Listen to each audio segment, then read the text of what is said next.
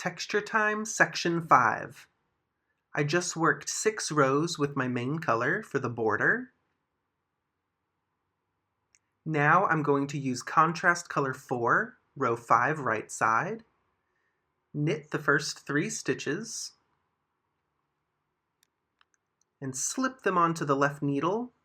To knit them again, knit 1, knit 2, and now let's slip, slip, knit the 3rd stitch together with the next main color stitch. Knit 2. Now we're going to knit 1 by knitting into the stitch from 4 rows below.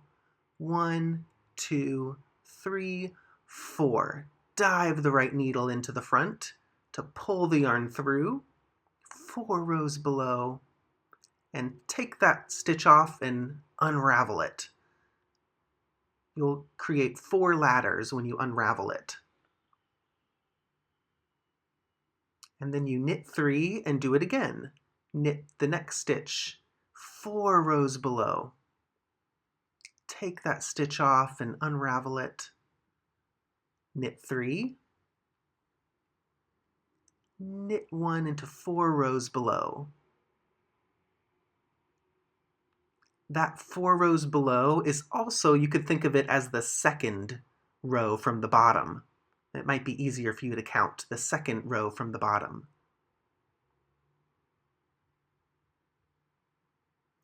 Knit 3. And here's that knit into the stitch below. 1, 2, 3, 4.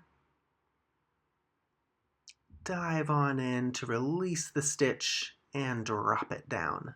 It's kind of scary at first, but it's really fun once you get into the rhythm of it. Knit 3, knit 1 into 4 rows below.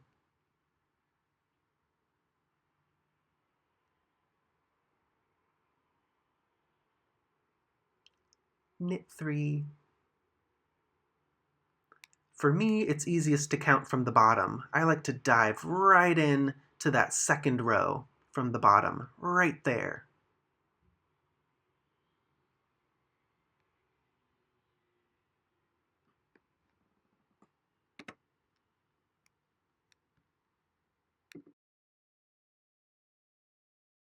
Once you reach the stitch marker in row 5 with contrast color, remove the marker, knit 1 into the stitch from 4 rows below, make 1, knit 1, make 1 using the backwards loop cast on method. Dive in to 4 rows below,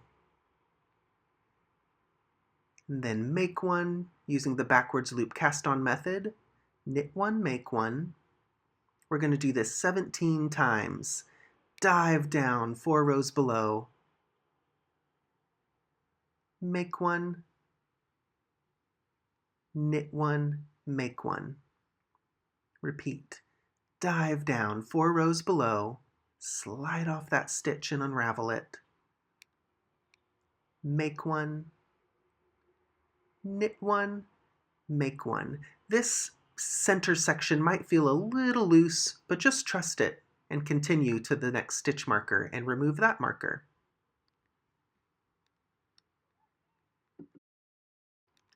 Now I'm on row 23, where you're knitting 3 and knitting into the stitch from 4 rows below. Make sure that it lines up in the center of where you previously did that knit into the stitch from the row below. So you'll be creating these staggered scallops. Knit 3 and dive into the stitch from 4 rows below. Take it off. These fuzzy ones might be a little harder to unravel, but don't worry if the stitches don't completely unravel. As long as you dive into the stitch from 4 rows below, you'll be fine. 1, 2, 3, 4.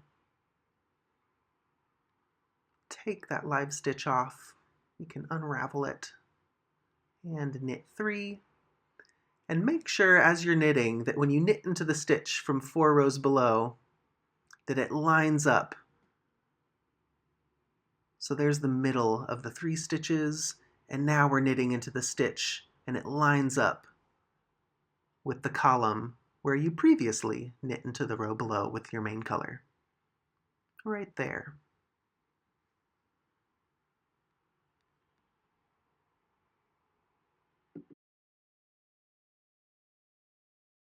Here is the section 5 border of Texture Time. We have 3 main color stripes and 2 contrast color stripes with that lovely staggered color work. We're going to bind off all our stitches by picking up stitches from 12 rows below and working each picked up stitch together with a live stitch as we bind off.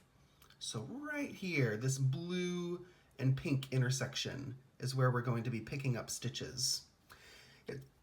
It's a long bind off, so you can use any contrast color or any main color you like. I'm running a little low on my main color, so I have a lot of this contrast color left. So I'm going to use that. It's going to be hidden on the wrong side, so use any color you like. And we're going to start by picking up stitches down here, and here we have a little mountain, and this is the second mountain. The first stitch, we're going to pick up the main color stitch to the right of this second mountain.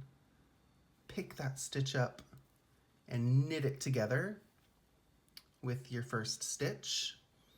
And now we're here at this mountain. I'm going to pick up the pink stitch below the mountain, right there, and knit it together with the next stitch. We have 2 stitches on the right needle.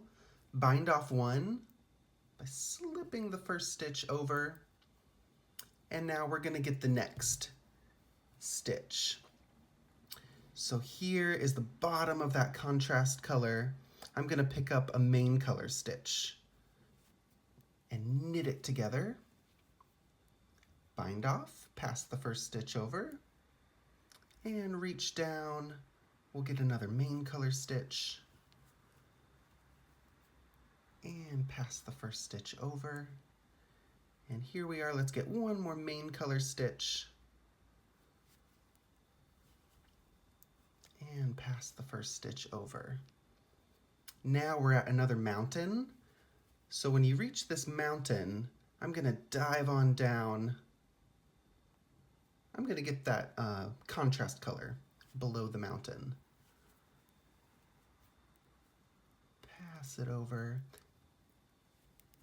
And now we're ready to do 3 more main color stitches. I'll pick up and get a main color stitch. 1. Get the next main color stitch. 2.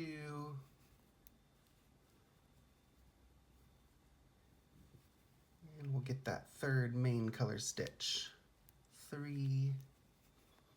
And after 3 main color stitches, we're at a mountain. So when you reach the mountain, I'm going to go below and get this first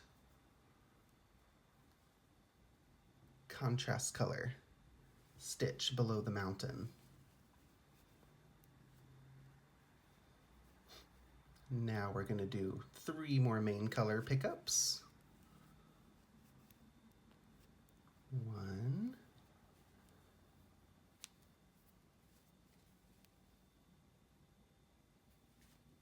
2,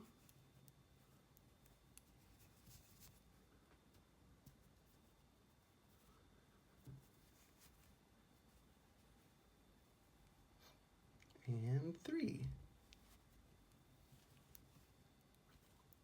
And then we're at another mountain.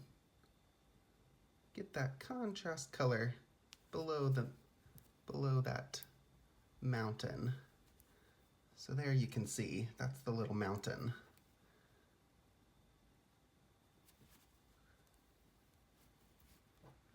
So go ahead and keep binding off this way. Don't bind off too tight. Try not to bind off too loose. Make sure you got a little stretch. When in doubt, you can always bind off a little looser than you think as you're picking up stitches. And as you bind off too, go ahead and do a little test to make sure you're on track. So let's say as we're getting to here, we want to trace this stitch down, and we'll be picking up a stitch 12 rows below. You don't want to get too offset. You don't want this stitch to zigzag and get the picked up stitch over there. So just check every now and then.